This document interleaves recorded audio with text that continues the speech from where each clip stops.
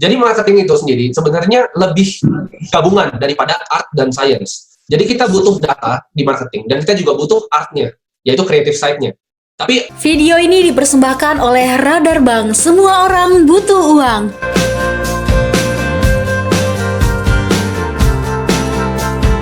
halo semuanya, selamat datang. Jadi di webinar kali ini, gue bakal ngebahas tentang marketing. Jadi sebelumnya ada yang punya gambaran nggak? Marketing itu apa? Yang udah jualan mungkin, yang udah pernah run Facebook Ads, marketing itu apa? Apa itu marketing? Taktik untuk menarik pelanggan. Yang lain ada? Ada yang punya definisi marketing itu apa? Jadi marketing itu sendiri sebenarnya lebih gabungan daripada art dan science. Jadi kita butuh data di marketing dan kita juga butuh artnya, yaitu creative side-nya. Tapi orang banyak yang kira bahwa marketing itu cuma art doang. Jadi cuma bagus-bagusan bikin post lalu berhasil. Padahal enggak, di situ ada science-nya juga, yaitu kita mesti analisa data secara matang. Nah, should you invest in marketing? Jadi yang udah jalanin bisnis siapa di sini? Yang udah mulai Tokopedia jualan, mungkin Instagram, ada nggak? Atau nggak ada? Ada. Jualan apa tuh? Kayak baju, sepatu gitu. Di mana? Instagram. Udah pakai ads Instagram atau coba endorse atau yang lain? Belum. Saat ini masih baru mulai, jadi aku masih post banyak. Lokal brand lokal sendiri? Bukan. Consignment? Itu dropship.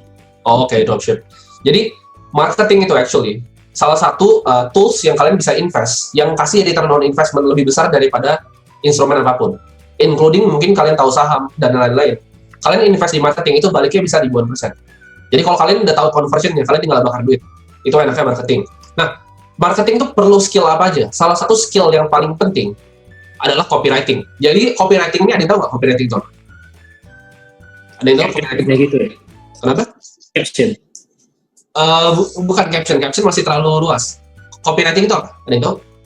Ilmu sales dijadikan tulisan. Betul banget. Itu jadi sales dijadikan tulisan. Copywriting itu simply, jadi kita punya sales yang online buat kita 24 jam. Ini salah satu skill paling mematikan yang kalian bisa pelajarin di dalam bisnis. Karena kenapa? Di saat kalian jago copywriting, kalian jualan apa aja jadi gampang. Jadi kalian bisa bantu juga bisnis. Jadi kan buat yang tahu gue mungkin, gue itu running advertising agency 2 tahun lalu. Sampai sekarang masih ada juga, cuma karena gue fokus di ternak doang, jadi gue shift prioritas gue. Jadi hal yang paling gue utilize dalam membuat ads yang berhasil, conversionnya, itu copywriting. Jadi kalau kalian mungkin lihat di caption Instagram, itu walaupun menurut kalian nggak ada yang baca, itu sebenarnya banyak yang baca. Ada yang pernah lihat nggak? Banyak gitu captionnya panjang. Terus dibikin kayak story menarik. Ada yang pernah lihat? Itu copywriting. Kalian mungkin lihat billboard di tengah jalan, itu copywriting. Jadi copywriting itu seni membuat tulisan jadi duit. Jadi ini salah satu skill yang penting kalian harus pelajarin. Nah, yang pertama dalam kita buat suatu marketing strategi, kita harus buat yang namanya, kita mesti identifikasi dulu. Dream buyer kita itu siapa? Jadi di sini, ini contohnya, misalnya kalian kenal gue dari mana semuanya? Kalian kenal gue dari mana? TikTok kan? TikTok. Itu nggak coincidence kalian kenal gue. Itu udah gue desain sedemikian rupa. Itu semua udah gue bikin timeline sampai 1 tahun ke depan. Apa yang gue mau post, apa yang gue mau ngomongin, itu semua udah detail dan jelas. Jadi itu bukan tiba-tiba channel jadi besar. Itu semua udah gue konsepin dengan matang. Jadi ini contohnya, salah satu yang gue research, yaitu dari investing. Lo harus cari, orang tuh search apa di Google mengenai keyword lo. Dari can-nya, how, are, why, will, who, where, what, lo harus tahu semua secara detail. Buat lo kenal dengan dream buyer lo. Nah, buat bikin kayak gini, gimana caranya sih? Gue kasih satu tools yang mungkin orang lain nggak ada yang share ya, tapi ini gue share di sini. Ini salah satu tools yang gue pakai sendiri. Jadi kalau kalian kelihatan nggak browser? Browser kelihatan? Bisa. Namanya Answer the Public. Ini salah satu tools powerful banget di marketing. Ini nggak banyak yang tahu juga. Kalau kalian ikut course digital marketing, mereka belum tentu tahu. Jadi kalian bisa cari sini, misalnya basketball. Kalian search, lalu akan dikeluarin semua. Who, what, why, when. Jadi orang nge-search basketball tuh apa aja akan keluar di sini. Tapi ini sehari cuma bisa pakai sekali. Jadi kalau kalian pakai ini manfaatin. Jadi ganti-ganti hari aja kalau kalian nggak mau bayar. Tapi ini tools yang powerful banget untuk kalian coba untuk marketing. Jadi kalau misalnya setelah aku, kenapa? Answer apa namanya? Kenapa? Nama webnya. Answer the Public.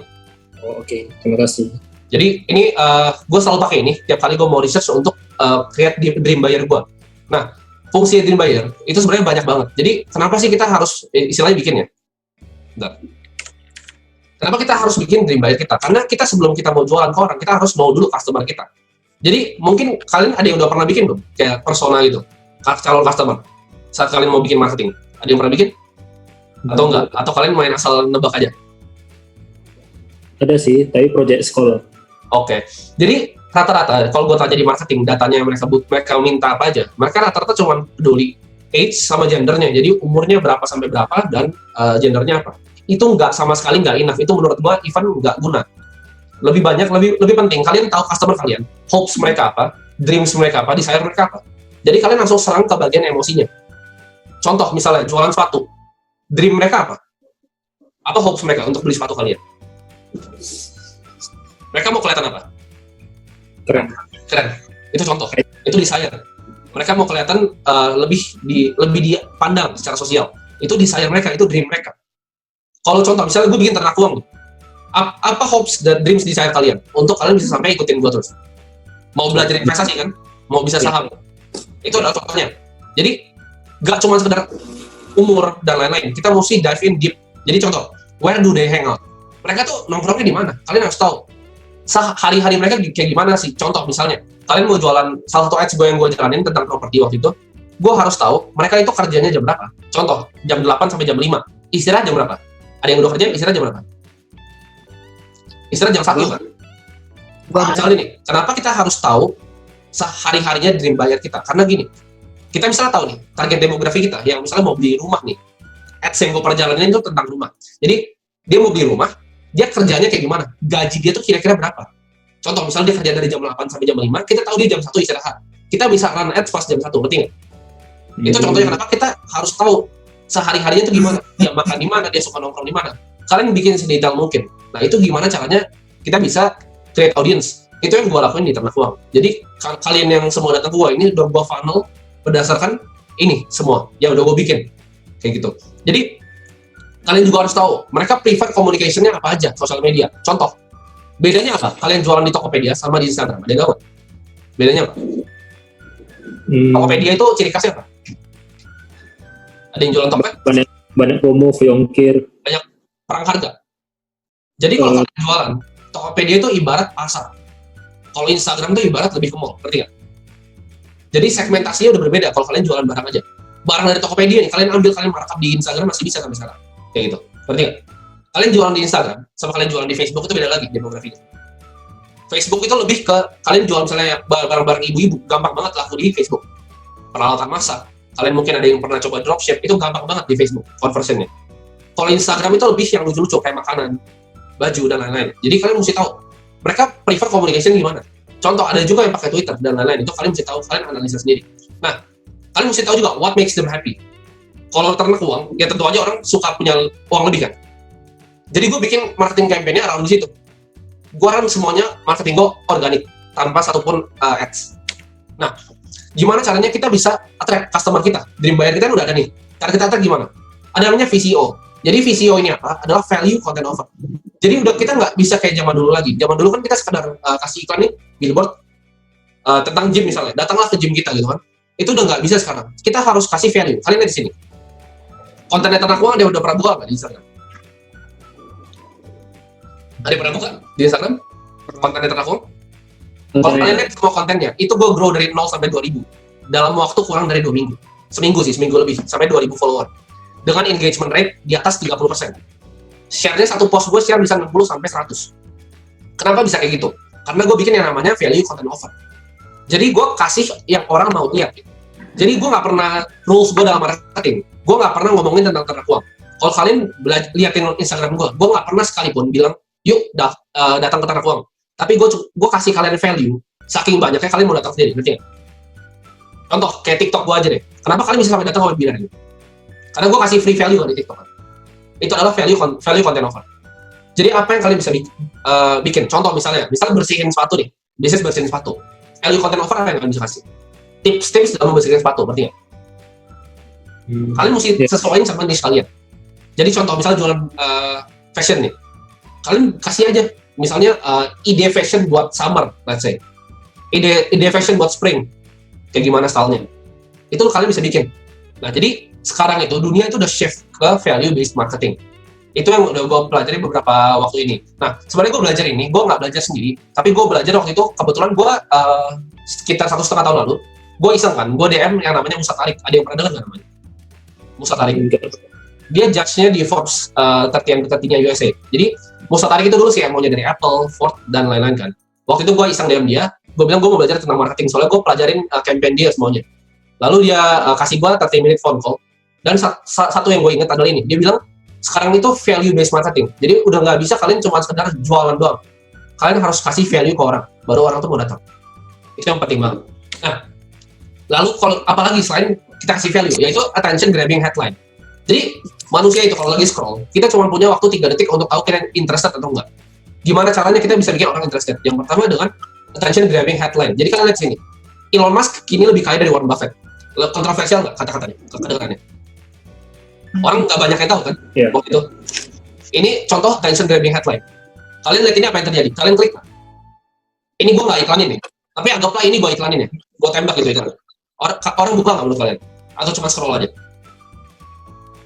Kalau kalian ngeliat ads nih di Instagram, jadi kan tiap 3 kali swipe kan ada ads gitu.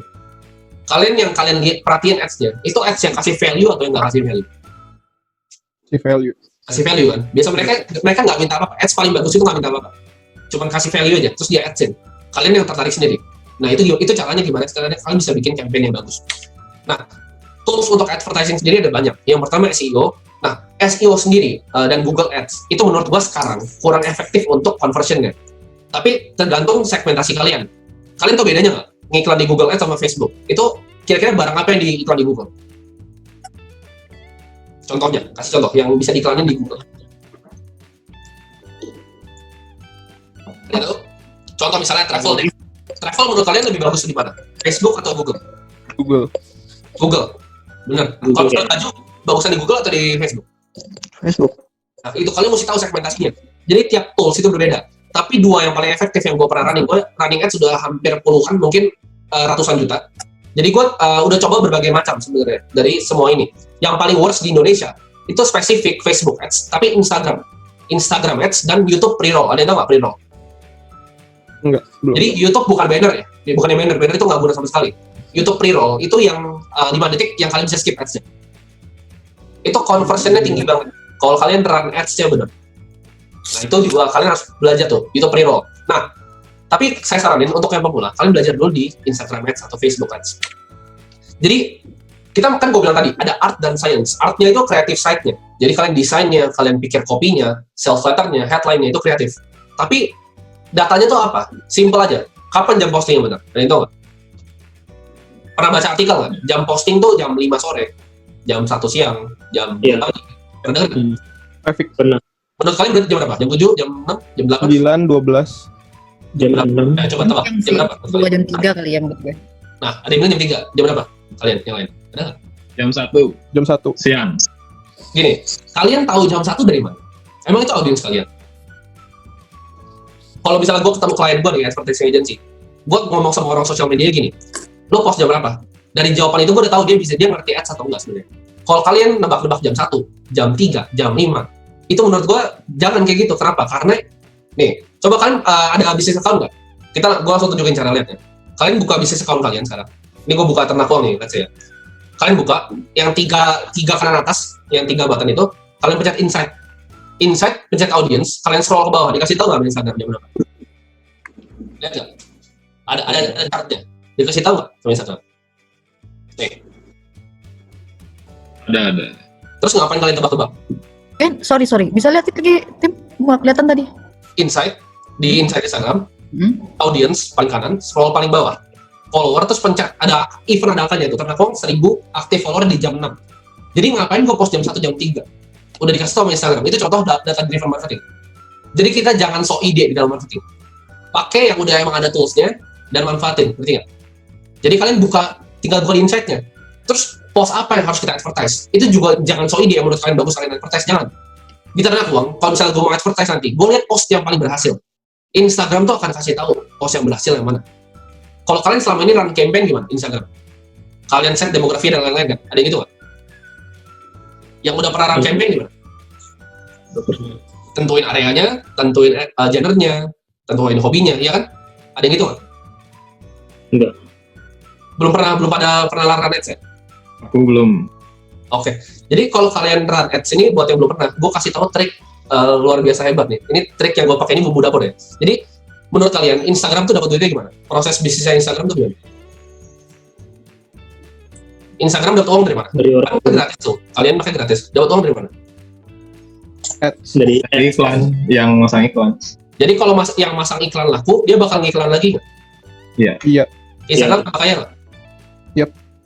Jadi menurut kalian, algoritma yang dibuat Instagram untuk ads-nya bagus atau nggak? Iya. Dia kan buat algo tuh. bagus. Bagus nggak? Pintar nggak orang yang bikin menurut kalian? Pintar nggak? Ya, filternya banyak ya. Nggak, orang yang bikin algonya tuh pintar nggak? Lebih pintar Iya, dari kalian. iya. Jadi Pasti. kalian manfaatin itu. Gimana caranya? Ada tools otomatis kan di Facebook Ads. Kalian pakai misalnya budget kalian misalnya 1 juta. Kalian pakai 200.000, masukin di otomatis. Dia akan bikin demografinya sendiri. Baru kalian targeting dari situ. Itu saran dari gue selalu kayak gitu. Dan even salah satu campaign yang paling berhasil gue, conversion paling tinggi, itu di run full automatic. Mungkin kalian ada yang nggak percaya. Gue even nggak masukin jaraknya segala macam.